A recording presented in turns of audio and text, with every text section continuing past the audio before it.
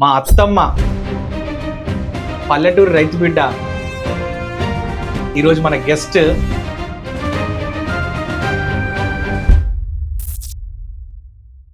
నీ మాటలలో కుటుంబ నేపథ్యం ఏంటిది? 16 ఏళ్ళకి పెళ్లి అయింది నాన్న.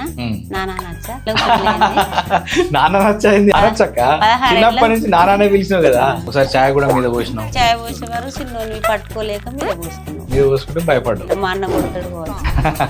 చిన్న కొడుకు పుట్టిండు 2000 సంవత్సరం.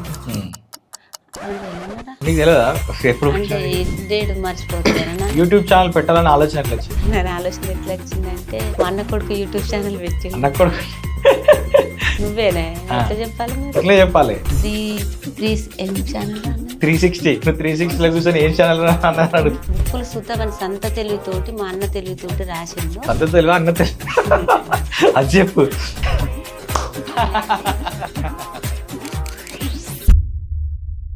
ఎప్పుడన్నా వ్యవసాయం చేస్తున్నప్పుడు వర్షాలు వస్తున్నాయి, వాగులు వస్తున్నాయి, వడగండ్లు వస్తున్నాయి, తీర వడ్లు కోసి పండ మీద పోసినాక వర్షం వచ్చి కొట్టుకపోతున్నాయి. ఏంది బతుకు, ఇంత కష్టపడుతున్నావు, ఎండలా వానలా చలిలా అనిపించిందా?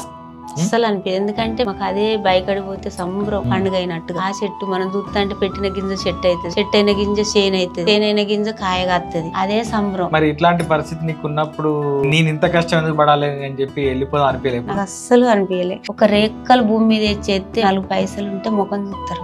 పైసలతోటే కదా, పైసలతో అవసరాలతో. అవును.